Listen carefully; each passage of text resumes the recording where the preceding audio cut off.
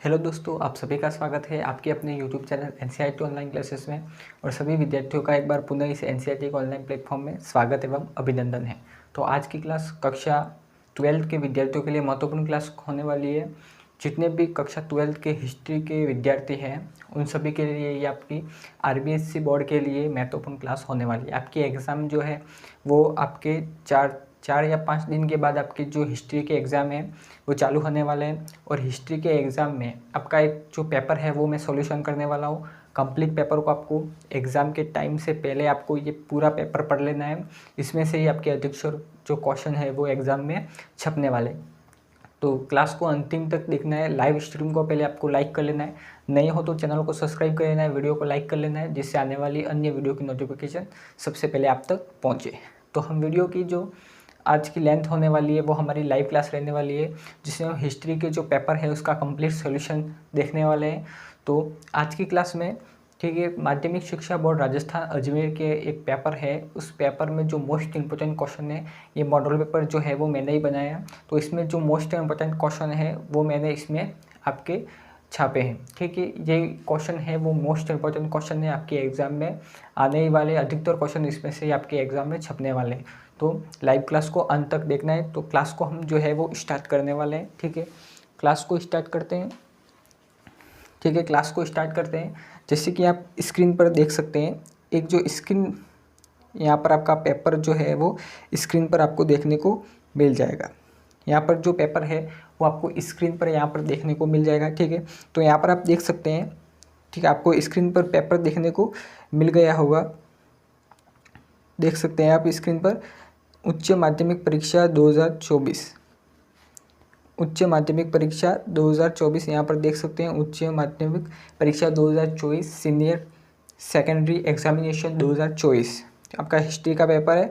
समय आपका 3 घंटे 15 मिनट का रहता है। ठीक है, आपका पूर्णांक 80 मार्क्स का जो है वो रहता है।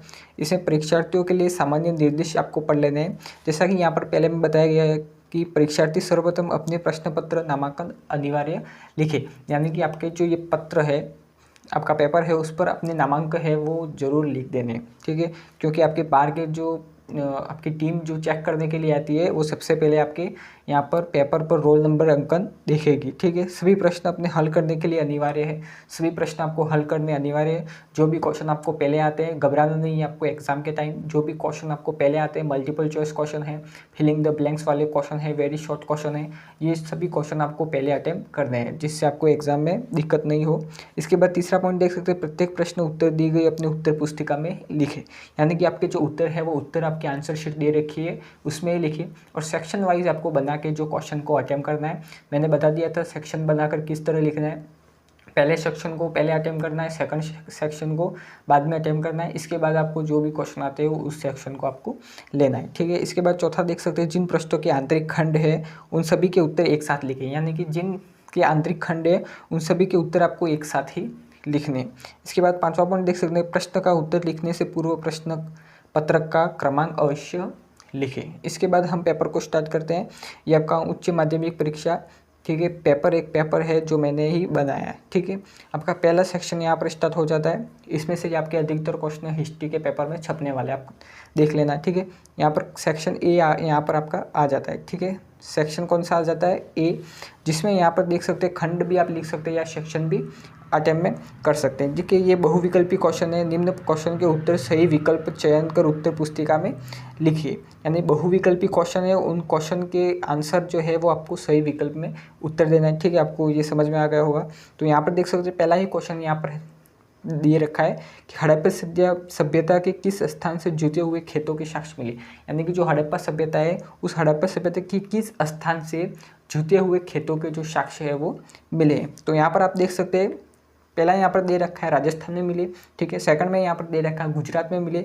तीसरा यहाँ पर दे रखा है महाराष्ट्र या कालीबंगा, तो कालीबंगा में मिले थे। ठीक है, जुते हुए खेतों के साक्ष्य, तो डी आंसर है वो आपका सही आंसर रहने वाला है। ठीक है, डी आंसर कालीबंगा से जो हड़प्पा सभ्यता के स्थान से जुते हुए खेतों के जो साक्ष्य है वो मिले। यहाँ पर देख सकते हैं। इसके बाद यहाँ पर सेकंड क्वेश्चन है, ब्राह्मी और खरोष्टी लिपियों को सबसे पहले किसने पढ़ा, ठीक है। पढ़ने वाला कौन था, तो ये इसमें ब आंसर आपका सही रहने वाला है, प्रिंसेप, ठीक है। प्रिंसेप में जो है वो सही आंसर रहने वाला है, जिसने ब्राह्मी और खरोष्टी लिपियों को पहले पढ़ने वाला था, या पहले सबसे पहले उन्होंने पढ़ा था, ठीक है। इसमें भी आपको 1 मार्क्स कंप्लीट मिलता है। ऐसे क्वेश्चन आपको जो है वो सेक्शन बना के पहले क्वेश्चन को अटेम्प्ट करना है, फिर इसके आंसर को लिखना है, ठीक है। इसमें तीसरा क्वेश्चन देख सकते हैं, भारत की मूल भाषा है, तो महाभारत की मूल भाषा कौन सी है, ठीक है। महाभारत पूछा गया है, ठीक है। महाभारत की मूल भाषा कौन सी है, तो संस्कृत है, ए आंसर है वो सही रहने वाला है। महाभारत की मूल भाषा कौन सी है, संस्कृत भाषा है जो है वो महाभारत की मूल भाषा है। इसके बाद यहाँ पर देख सकते हैं, ठीक है। इसके बाद हम चौथा क्वेश्चन की ओर बढ़ते हैं। चौथा क्वेश्चन एक बार देखना है। चौथा क्वेश्चन यहाँ पर देख सकते हैं कि चौथा क्वेश्चन है, तहफ़ीफ़ ए हिंद में किसका यात्रा वृत्तांत लिखा गया है, ठीक है। ये एक पुस्तक है, तहक़ीक़ ए हिंद में किसका यात्रा वृत्तांत जो है वो लिखा गया है, तो अल बिरूनी का जो यात्रा वृत्तांत है वो लिखा गया है। अल बिरूनी ने एक दूसरी पुस्तक भी लिखी थी, ठीक है, उसको भी याद कर लेना है। तो तहफ़ीफ़ ए हिंद में किसका यात्रा वृत्तांत लिखा है, तो अल बिरूनी की जो यात्रा वृत्तांत है वो लिखा गया है। तो ब आंसर आपका इसमें सही रहने वाला है, 1 मार्क्स यहाँ से मिलने वाला है। इसके बाद 5वां क्वेश्चन देख सकते हैं, शेख निजामुद्दीन औलिया की दरगाह कहाँ पर है, ठीक है। यहाँ पर पूछा गया है कि शेख निजामुद्दीन औलिया की जो दरगाह है वो कहाँ पर है, तो दिल्ली में आपका सही आंसर है, ठीक है। ए आंसर आपका इसमें सही रहने वाला है, ठीक है। दिल्ली आंसर है वो सही रहने वाला है। इसके बाद छठा क्वेश्चन देख सकते हैं, शिव के उपासक क्या कहलाते हैं, जो शिव के उपासक है वो क्या कहलाते हैं, यहाँ पर पूछा गया है। तो शिव के जो उपासक है वो आपके नैनार कहलाते हैं, शिव के उपासक। एवं विष्णु के जो उपासक है इसको हम अलवार के नाम से भी जानते हैं, ठीक है। ये यहाँ पर एक शब्द आया वीर शिव, यानी कि वीर के शिव, ठीक है। इसमें आंसर ये पूछ सकता है वीर शिव से क्या तात्पर्य है, तो आपको ये बताना है। इसके बाद यहाँ पर नेक्स्ट क्वेश्चन देख सकते हैं, तालिकोटा यानी कि जिसे हम राक्षसी टांगड़ी के नाम से भी जानते हैं, उसके युद्ध में विजयनगर की कौन सी सेना का नेतृत्व, विजयनगर की सेना का नेतृत्व किसने किया था, ठीक है।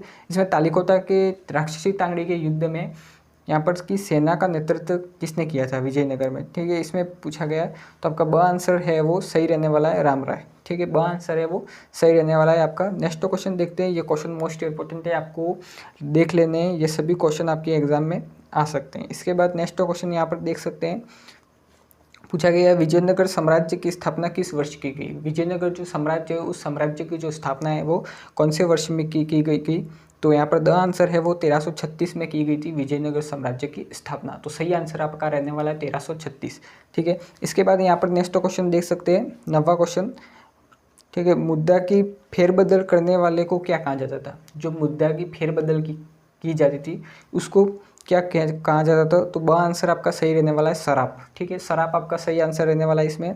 इसके बाद 10वां क्वेश्चन देख सकते हैं, अंग्रेजों द्वारा अवध को कब अधिग्रहण किया गया, अधिग्रहण किया गया, ठीक है, अंग्रेजों द्वारा अवध को, तो इसका आपका सही रहने वाला है 1856, ब आंसर है वो आपका सही रहने वाला है इसमें, 1856 सही रहने वाला है। ये सभी क्वेश्चन के आंसर आपको देख लेने हैं, ठीक है। ये करवाइए, इसके आंसर शीट आपको टेलीग्राम ग्रुप पर मिल जाएगी, डिस्क्रिप्शन में लिंक है, वहाँ पर टेलीग्राम को ज्वाइन कर लेना है। इसके बाद नेक्स्ट क्वेश्चन देख सकते हैं 9वां, ठीक है, ये तो हमने कर लिया।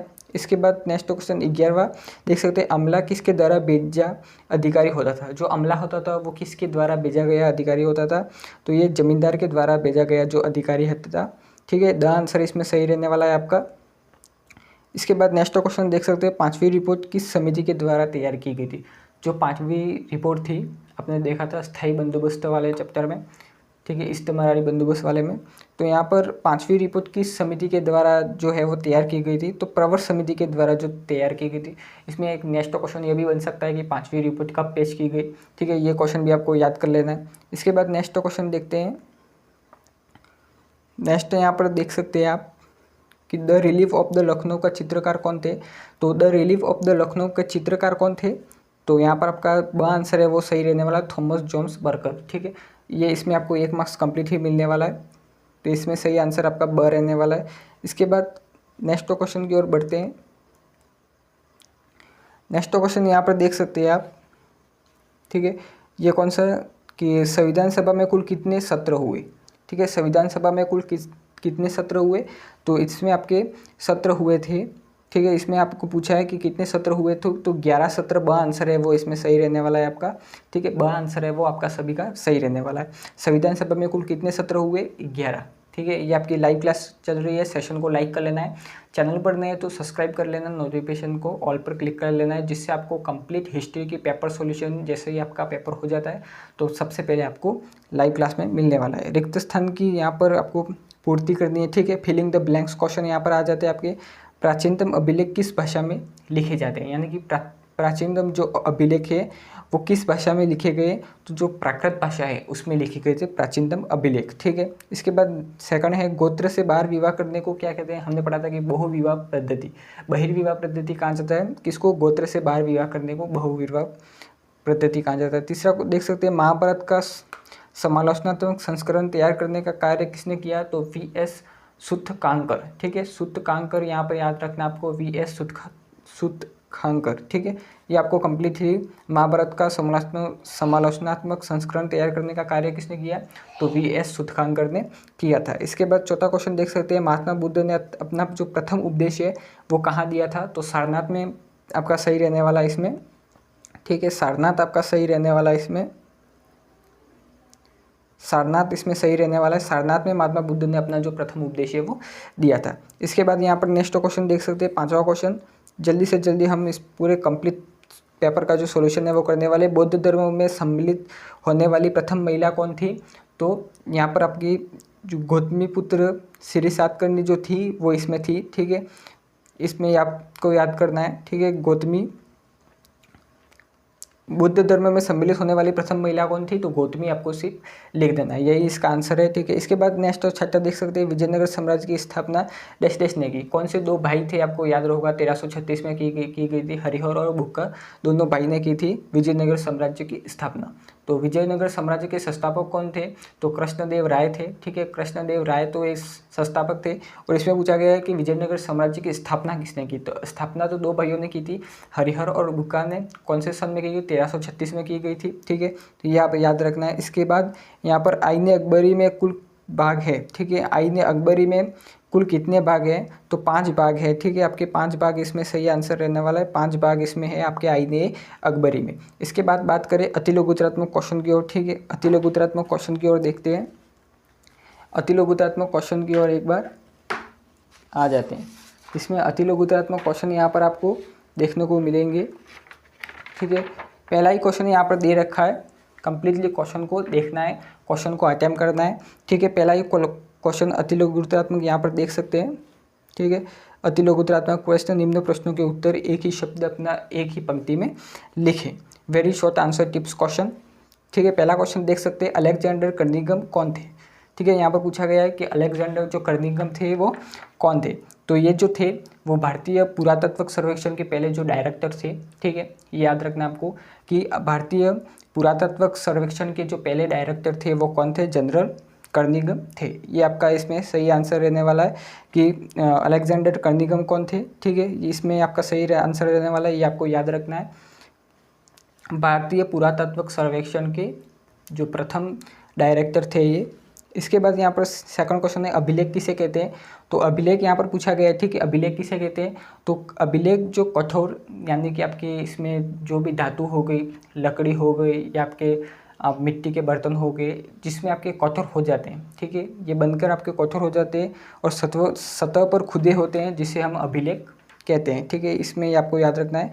मनुस्मृति का संकलन कब किया गया, मनुस्मृति का संकलन 200 ईसा पूर्व से 200 ईस्वी तक किया गया है, ठीक है। ये याद रखना आपको कि मनुस्मृति का जो संकलन है वो 200 ईसा पूर्व से 200 ईस्वी के मध्य किया गया था। इसके बाद यहाँ पर चौथा क्वेश्चन देख सकते हैं, महाभारत की विषय वस्तु की 2 मुख्य शीर्षक क्या है, तो इसमें कथा हो गया, ठीक है। आपको 2 याद रखना है, एक तो आपका हो गया कथा एवं दूसरा हो गया उपदेश, ठीक है। कथा और उपदेश इसमें आपके सही आंसर रहने वाले हैं। महाभारत की विषय वस्तु की 2 मुख्य शीर्षक कौन कौन से थे, कथा और उपदेश, ठीक है। कथा और उपदेश इसमें सही आंसर है। इसके बाद 5वां देख सकते हैं क्वेश्चन, एक आदर्श वर्ण व्यवस्था का उल्लेख कहाँ मिलता है, जो एक आदर्श वर्ण व्यवस्था है उसका आपको उल्लेख पूछा है, तो उल्लेख कहाँ मिलता है, तो ये उल्लेख आपको धर्मशास्त्रों एवं धर्मसूत्रों में मिलता है, ठीक है। धर्मशास्त्रों एवं धर्मसूत्रों में मिलता है। इसके बाद नेक्स्ट क्वेश्चन देख सकते हैं कि छठा क्वेश्चन यहाँ पर, बर्नियर कितने वर्ष तक भारत रहा, तो वो 12 वर्षों तक जो है वो भारत में रहा था। कौन, बर्नियर, ठीक है। बर्नियर कितने वर्षों तक रहा था भारत में, 12 वर्षों तक जो है वो भारत में रहा था। अब नेक्स्ट क्वेश्चन देख सकते हैं, वल्ली शब्द से क्या तात्पर्य। ठीक है, वल्ली शब्द यहाँ पर पूछा गया है, 1 मार्क्स में क्वेश्चन है, मोस्ट इंपॉर्टेंट क्वेश्चन है, आपके एग्जाम में छपने वाला है क्वेश्चन। वल्ली किसे कहते हैं, तो वल्ली आपको याद रखना है कि ये जो थे वो एक सूफी थे, सूफी जो अल्लाह को नज़दीक होने का दावा करते थे। ठीक है, वल्ली शब्द से क्या तात्पर्य है कि ये क्या करते थे, सूफी होते थे, सूफी अल्लाह को नज़दीक होने का, अपने नज़दीक होने का जो है वो दावा करते थे, जिसे हम वल्ली शब्द से कहते हैं। ठीक है, इसके बाद अमुक्त मल्यत पुस्तक की विषय वस्तु क्या है। ठीक है, ये एक पुस्तक है अमुक्त मल्यत। ठीक है, ये अमुक्त मल्यत जो भगवान कृष्ण और उनके परम भक्त, ठीक है, भगवान कृष्ण या हम विष्णु कह सकते हैं, भगवान कृष्ण या विष्णु के जो परम भक्त अडाल का जो यहाँ पर पूछा गया, अडाल की जो पौराणिक प्रेम की जो प्रेम कहानी है उसका वर्णन है। ठीक है, यहाँ पर किसका, यहाँ पर परम भक्त थी। ठीक है, अमुक्त मल्यक पुस्तक की विषय वस्तु क्या थी, तो भगवान कृष्ण और उनके परम भक्त अडाल की पौराणिक प्रेम कहानी थी। ठीक है, इसका वर्णन था यहाँ पर भगवान कृष्ण और इनकी जो पौराणिक कहानी थी, प्रेम कहानी, उसका जो वर्णन है वो इसमें था। ठीक है, इसके बाद नेक्स्ट क्वेश्चन यहाँ पर देख सकते हैं आप। नेक्स्ट क्वेश्चन, भारत छोड़ो आंदोलन कब व किसने आरंभ किया था। तो भारत छोड़ो जो आंदोलन था वो सन 1942 में चलाया गया था। किसके द्वारा चलाया गया था, महात्मा गांधी के द्वारा चलाया गया था। 1942 में, याद रखना आपको, 1942 में चलाया गया था महात्मा गांधी द्वारा।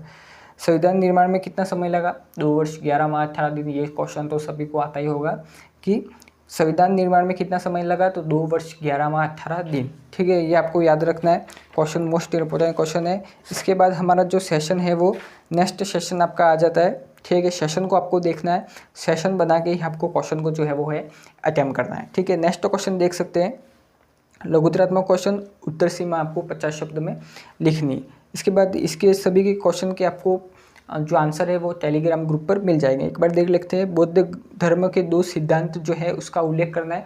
2 मार्क्स का क्वेश्चन है, मोस्ट इंपॉर्टेंट क्वेश्चन है कि बौद्ध धर्म के 2 सिद्धांतों का जो उल्लेख हो वो आपको अपने आंसर शीट में लिखना है। इसके बाद 5वां क्वेश्चन देख सकते हैं, जैन धर्म के 5, ठीक है, जैन धर्म के 5 व्रतों का जो उल्लेख है वो आपको करना है। अहिंसा, सत्य, असत्य और परिग्रह जो है वो, उनको 5 व्रतों को आपको उल्लेख करना है। ठीक है, इसके 2 मार्क्स आपको इसमें मिल रहे हैं। इसके बाद 6वां क्वेश्चन देख सकते हैं, कुल कितनी बौद्ध संगतियाँ आयोजित की गई थी। तो कुल कितनी जो बौद्ध संगतियाँ हैं जो आयोजित की गई थी उसको आपको बताना है। इसके बाद किताब उल हिंद नामक ग्रंथ किस विषय से संबंधित है।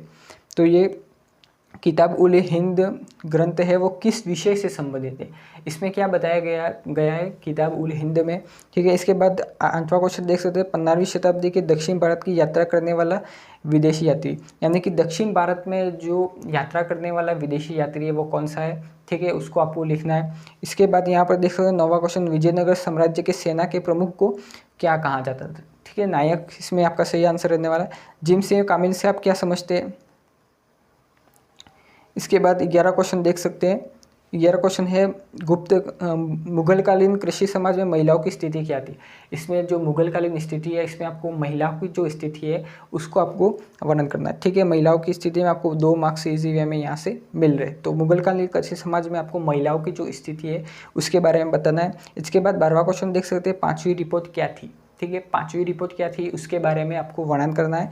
2 मार्क्स यहाँ से इजी वे में आपको मिल रहे हैं। 5वीं रिपोर्ट के बारे में बताना है कि 5वीं रिपोर्ट किसके द्वारा पेश की गई थी और कब की गई थी। इसके बाद नेक्स्ट क्वेश्चन यहाँ पर देख सकते हैं, 3 मार्क्स का क्वेश्चन यहाँ पर बड़ा क्वेश्चन आपका छपने वाला है। ठीक है, बड़ा क्वेश्चन यहाँ पर आपका छपने वाला है। यहाँ पर देख सकते हैं कि ठीक है, यहाँ पर थोड़े क्वेश्चन यहाँ पर नहीं आए। ठीक है, इसको देख लेना आप। नेक्स्ट क्वेश्चन देख लेते हैं, 19वां क्वेश्चन एक बार। ठीक है, इसकी कंप्लीट टेलीग्राम ग्रुप पर आपको इसकी PDF मिल जाएगी। 19वां क्वेश्चन देख सकते हैं, निम्न पर संक्षिप्त में आपको टिप्पणी लिखनी है। ठीक है, सविनय अवज्ञा आंदोलन, असहयोग आंदोलन, इनको आपको याद कर लेना है। ये मोस्ट इंपॉर्टेंट क्वेश्चन है, आपको टिप्पणी लिखने में आ सकते हैं। ठीक है, सविनय अवज्ञा आंदोलन और असहयोग आंदोलन। इसके बाद यहाँ पर देख सकते हैं, ठीक है, अथवा में क्वेश्चन यहाँ पर देख सकते हैं, निम्न पर संक्षिप्त टिप्पणी लिखिए। रोलेक्ट सत्याग्रह और खिलाफत आंदोलन के बारे में भी आपको टिप्पणी लिख सकते हैं। या तो अथवा में पूछा गया है, या तो आप ऊपर वाला कर सकते हैं 3 मार्क्स में, या आप नीचे वाला कर सकते हैं। ठीक है, ये आपका सेक्शन हो गया। ठीक है, अब आपका अंतिम सेक्शन आता है डी सेक्शन। जिसमें आपका मैप वर्क जो है वो आपका करवाया जाएगा। अलग से वीडियो आपकी आ जाएगी मैप वर्क में, जो कि 4-5 मैप वर्क कराए जाएंगे, उसमें से ही आपके क्वेश्चन आ जाएंगे। ठीक है, उसको आपको कर लेना है, चैनल को सब्सक्राइब कर लेना है, नोटिफिकेशन को ऑल पर क्लिक करना है, जिससे सबसे पहले वीडियो आपको मिले। ठीक है, निबंधन में क्वेश्चन देख सकते हो 250 वर्ड में आपको लिखना है। ठीक है, पहला 20वां क्वेश्चन, हड़प्पा सभ्यता की नगर नियोजन, मोस्ट इंपोर्टेंट क्वेश्चन है। नगर नियोजन की जो प्रमुख विशेषता है वो आपको बतानी है। हड़प्पा सभ्यता की कलाओं की जो विशेषता है वो बतानी है। ठीक है, इसमें हड़प्पा सभ्यता की नगर नियोजन की विशेषता बतानी है या नगर नियोजन की का वर्णन पूछ सकता है। ठीक है, आपको तो वही लिखना है। पॉइंट वाइज इसमें उत्तर लिखना है, 4 मार्क्स का इजी वे में आपको मिल सकता है। पॉइंट वाइज उत्तर लिखोगे तो एग्जामिनर में जो है वो अच्छे मार्क्स आपको दे सके। ठीक है, 21वां क्वेश्चन देख सकते हैं, भारतीय संविधान में हिंदी भाषा की विवाद पर भाषा की समिति किस क्या सुझाव थे। ठीक है, हिंदी भाषा के विवाद हुआ, उस विवाद में भाषा की समिति क्या थी, भाषा की समिति थी, उसके क्या सुझाव थे, उसके बारे में बताना है। इसके 18वें क्वेश्चन देख सकते हैं, पृथक निर्वाचक का विरोध करने वाले राष्ट्रवादियों के विचार व्यक्त कीजिए। ठीक है, इसमें आपको पृथक निर्वाचन का विरोध करने वाले राष्ट्रवादियों के विचार को आपको क्या करना है, इसमें व्यक्त करना है। ठीक है, इसमें अब आपका 22वां क्वेश्चन अंतिम क्वेश्चन आ जाता है। ठीक है, इसमें आपका मैप वर्क हो गया, तो ये मैप वर्क जो अलग से आपको करवाए जाएंगे। ठीक है, 5 मार्क्स का क्वेश्चन है, तो 5 मार्क्स आपको पूरे दिलवा कर ही यहाँ पर रहेंगे हम। ठीक है, 5 मार्क्स में आपका मानचित्र सेशन आ जाता है। मानचित्र सेशन का अलग से वीडियो जो है वो आपको कंप्लीट मिलने वाला है। ठीक है, तो लाइव क्लास को पहले सेशन को लाइक कर लेना है, चैनल को सब्सक्राइब कर लेना है। ठीक है, तो आज की क्लास में बस इतना ही। जो हमारा पूरा पेपर का सॉल्यूशन है वो कंप्लीट, हमारा पेपर सॉल्यूशन जो है वो आज की क्लास में कंप्लीट हुआ हिस्ट्री का। तो आपका हिस्ट्री का एग्ज़ाम है वो अच्छे से जाए। ठीक है, अच्छे से क्वेश्चन को अटेम्प्ट करके आना हिस्ट्री के। तो हिस्ट्री की जो कंप्लीट आंसर शीट है वो हम लाइव क्लास में करेंगे। आपका जैसे ही एग्ज़ाम हो जाता है तो 12:20 पर आपकी जो लाइव क्लास है वो अटेम्प्ट कर दी जाएगी। तो लाइव क्लास को ज़रूर ज्वाइन कर लेना है। ठीक है, तो आज के क्लास में बस इतना ही। Thank you.